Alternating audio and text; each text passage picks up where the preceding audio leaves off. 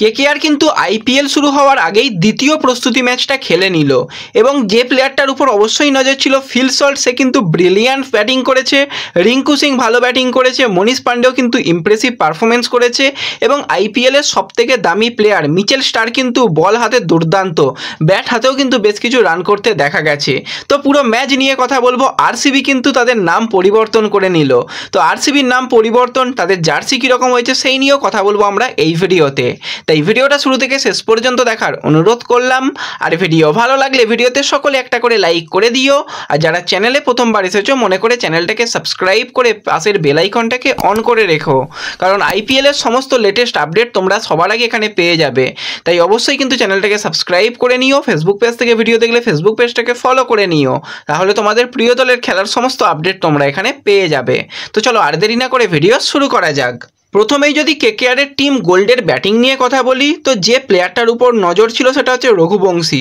First practice ম্যাচে brilliant খেলেছিল, second practice ম্যাচেও কিন্তু 26 বলে 37 রান করেছে এবং ভেঙ্কটেশ আইয়ারের সঙ্গে পার্টনারশিপটা তৈরি করার চেষ্টা করলেও ভেঙ্কটেশ কিন্তু 0 রানেই ফিরে যায়। আবারও ভেঙ্কটেশ ব্যাট করতে আসে কিন্তু এই 0 রান করে, দুবারই কিন্তু 0 রান করতে দেখা যায় ভেঙ্কটেশকে। কিন্তু মনীষ পান্ডে সে নেমে কিছুটা স্ট্রাগল করছিল, 12 বলে প্রথমে 18 রান করে, আবারও কিন্তু ব্যাটে নেমেছিল, সেখানে 8 বলে 14 রান করে এবং গুরবাজও কিন্তু প্রথমে নেমেছিল, গুরবাজ কিন্তু 21 বলে 38 রান করেছে, তারপরে আবার গুরবাজকে নামানো হয়েছিল, সেখানে 2 বল খেলেছে, 0 রান করেছে। রাদারফোর্ড নতুন বিদেশি প্লেয়ার, কেকেআরের জার্সি গায়ে প্রথম প্র্যাকটিস ম্যাচেই কিন্তু 19 বলে 34 রান করেছে। রিঙ্কু সিং কিন্তু ধারাবাহিক সেই ভালো ব্যাটিং করেছে, 15 বলে প্রথমে 31 করে, তার পরবর্তী সময় কিন্তু 12 বলে 13 রান করেছে এবং রাসেলও প্রথমে ব্যাট করেছে, রাসেল কিন্তু 5টা বল খেলেছে, 7টা রান করেছে। এবং ফার্স্ট ইনিংসে নজর ছিল বোলারদের উপর, মিচেল স্টার কিন্তু 4 ওভার বল করে 42 রান দিয়ে একটা উইকেট নিয়েছে, রাসেল 2 ওভার বল করেছে 15 রান দিয়ে একটা উইকেট, বরুণ চক্রবর্তী কিন্তু ব্রিলিয়ান্ট বল করছে, সত্যি মানতেই হয়, এবং আইপিএলেও আশা করি বরুণ খুব ভালো বল করবে।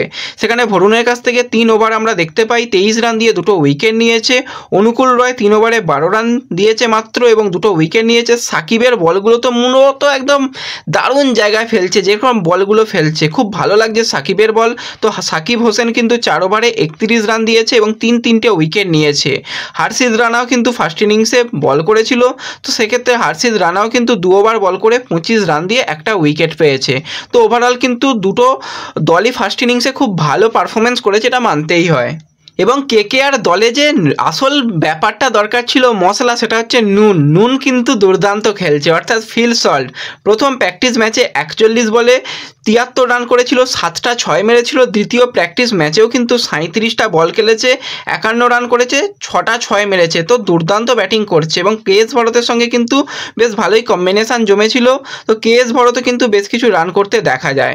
এছাড়া ভেঙ্কটেশ আইয়ার সেও কিন্তু আবার ব্যাট করেছে, 8টা বল খেলেছিল, 4টে রান করে, তার পরবর্তী সময় 10টা বল খেলে 17 রান করেছিল। ফিল সল্ট তো ব্রিলিয়ান্ট। আর কেএস ভরতের কথাও বলতে হয়, 14 বলে 32 রান করেছে। অনুকূল রয় 13 বল খেলেছে, 15 রান করেছে। রিঙ্কু আবারও ব্যাটিং করেছিল, সেখানে 9টা বল খেলে 17 রান করেছে। রমানদীপ কিন্তু 13 বলে 19 রান করেছে এবং মিচেল স্টারকেও কিন্তু ব্যাট করতে পাঠানো হয়েছিল, সেও কিন্তু 4টে বল খেলেছে এবং 6টা রান করেছে। এবং টিম গোল্ডের হয়ে যারা বল করেছে তার মধ্যে হার্ষিদ রানা 3 ওভারে 29 রান দিয়ে একটা উইকেট, ভাইবা বারোরা 3 ওভার 5 বলে 45 রানে 1 উইকেট। শ্রেয়স শর্মা কিন্তু ইমপ্রেসিভ বোলিং করেছে, সেকেন্ড ইনিংসে আমরা দেখেছি 3 ওভারে 30 রান দিয়ে 2 উইকেট। বরুণ চক্রবর্তী সেকেন্ড ইনিংসেও বল করেছে, 2 ওভার করেছে বল এবং 19টা রান দিয়ে একটা উইকেট পেয়েছে। আর সাকারিয়াও কিন্তু খুব ভালো বল করছে, 4 ওভারে 43 রান দিয়ে কিন্তু একটা উইকেট পেয়েছে। তো খুব ভালো কিন্তু আমরা একটা ম্যাচ দেখেছি এবং কারা কারা ম্যাচটা দেখেছো কমেন্টে জানিও, কারা ম্যাচ দেখতে পারোনি তারাও কিন্তু কমেন্টে জানিও। এরপর যদি আমরা সরাসরি চলে আসি একটুখানি আরসিবির দিকে, তো আরসিবির লোগোতেও কিন্তু বেশ কিছুটা পরিবর্তন হয়েছে এবং আরসিবির নতুন জার্সি তোমরা দেখতে পাচ্ছ, কতটা ভালো হয়েছে জার্সিটা কমেন্টে জানিও। এছাড়া আরসিবি কিন্তু তাদের নাম পরিবর্তন করেছে, আরসিবি তো আরসিবি রয়েছে, তো এর আগে কিন্তু আমরা দেখতাম যে রয়্যাল চ্যালেঞ্জার্স ব্যাঙ্গালোর, এবার ব্যাঙ্গালোর নয়, সেই নামটা পরিবর্তন কিছুটা হয়েছে, বেঙ্গালুরু করা হয়েছে, ব্যাঙ্গালোর থেকে বেঙ্গালুরু নতুন নাম করে দেওয়া হয়েছে আরসিবির। তো দেখা যাক আরসিবি আবার ট্রফি জিততে পারে কিনা, কারণ মহিলা দল তো ট্রফি পেয়েছে, এবার পুরুষ দল ট্রফি পায় কিনা আমাদের নজর থাকবে। এবং প্রথম ম্যাচটাই রয়েছে চেন্নাইয়ের সাথে। তো প্রথম ম্যাচে কোন দল জিততে পারে, চেন্নাই নাকি আরসিবি, কমেন্টে জানিও। তো এই ভিডিওতে এইটুকুই আলোচনা করার ছিল। ভিডিও ভালো লাগলে ভিডিওতে লাইক করে দিও, চ্যানেলে প্রথমবার এলে মনে করে চ্যানেলটাকে সাবস্ক্রাইব করে দিও, ফেসবুক পেজ থেকে ভিডিও দেখলে ফেসবুক পেজটাকে ফলো করে নিও এবং ভিডিও একটু সকলের সঙ্গে শেয়ার করে দিও। তো দেখা হচ্ছে পরবর্তী ভিডিওতে।